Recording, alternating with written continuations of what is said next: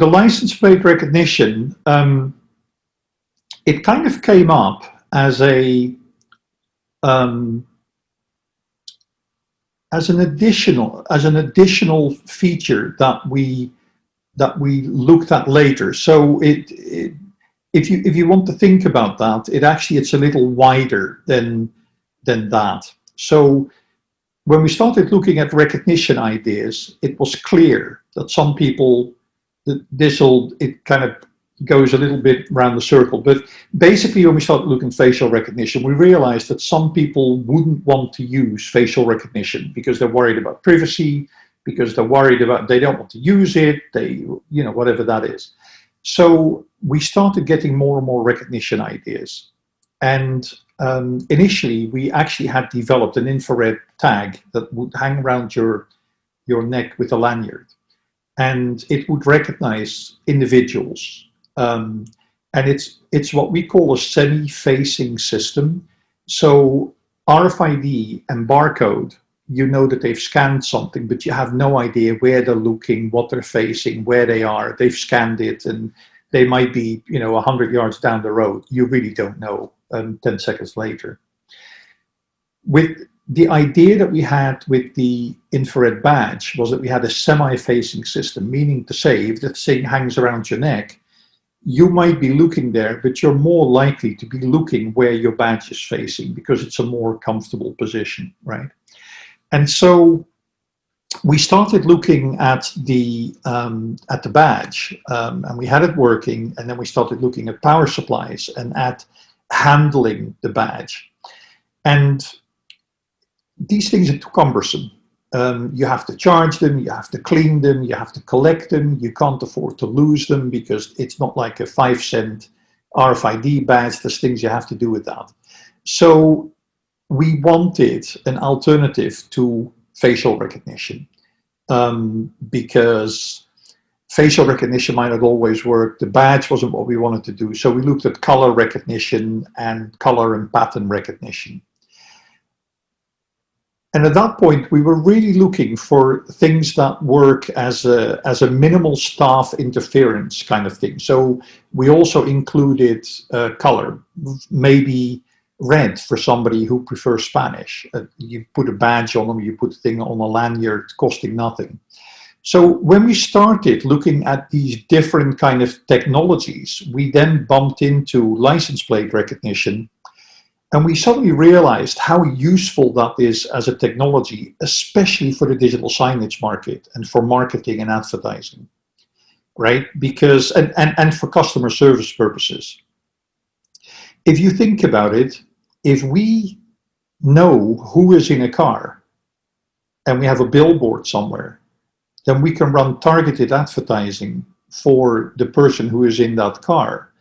And, we can help advertisers be more efficient about what they do. And again, it goes beyond standard, the standard AV that we normally get involved with. But it was very clear that this was an additional technology-based, recognition-based technology that we really wanted to do. So we started looking at the idea that not only would it be a lot nicer for the people involved, because I don't know about you, but if there's one thing that I don't need is random advertising, random adverts, they're just even more annoying than targeted adverts. And so we got to the point where we said, okay, from an advertiser's point of view, you don't mind paying for an ad to be delivered, but you really only want to deliver it to somebody who's going to take the ad in. If somebody isn't looking, somebody isn't responding, why bother? And that applies to billboards. And then we took it back a step and said, okay, what about gas stations? I go and get gas. And one day when I was getting gas, these adverts are running on the screen, and it was just intrusive, irritating. And so I thought to myself, why would I keep running that ad when I'm clearly not even looking at it? And the technology that we have will tell me when I'm looking at it. It will tell me when I smile. So why don't we change this and say, If after 3 seconds, 5 seconds, whatever, you're not even looking at the ad or you're looking away, then clearly you're not taking it in. You might as well tell the advertiser, hey, you don't need to pay for that. It's up to 3 seconds. The guy hasn't looked, or 5 seconds, whatever. The guy hasn't looked. Let's run another ad. Now, in the end, I run an ad that the guy that's getting gas clearly is more interested in. It might be a perfume. If a lady is getting gas, it might be beer. If a guy is getting gas, I don't know. But now I know what they're interested in.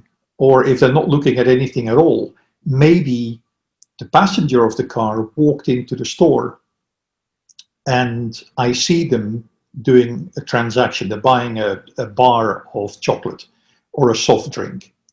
Why don't I use that knowledge? So now I recognize the car.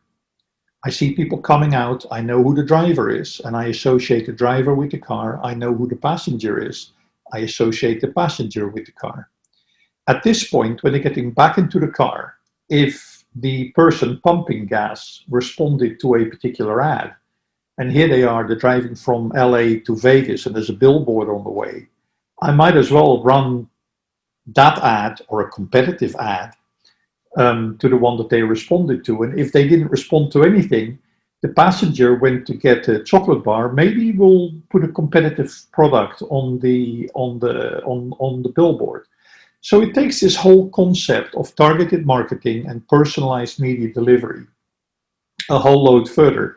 And we can allow people to opt in or opt out, or whatever that is. The biggest thing, obviously, is about privacy and maintaining privacy. So you don't want to keep information on these people as a named person unless they've opted in, to my mind.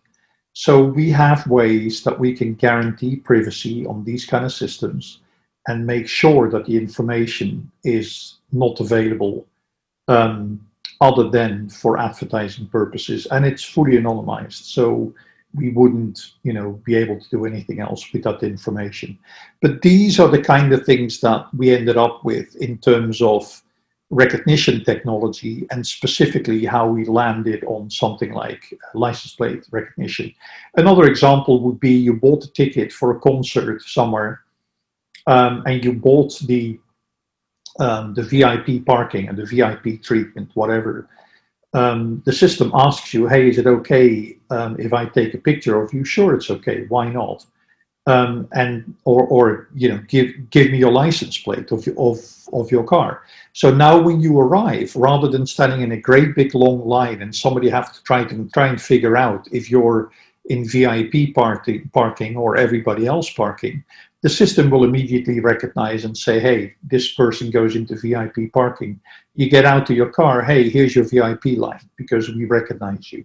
So there's benefits for customers in order to be able to use this kind of technology in those kind of applications.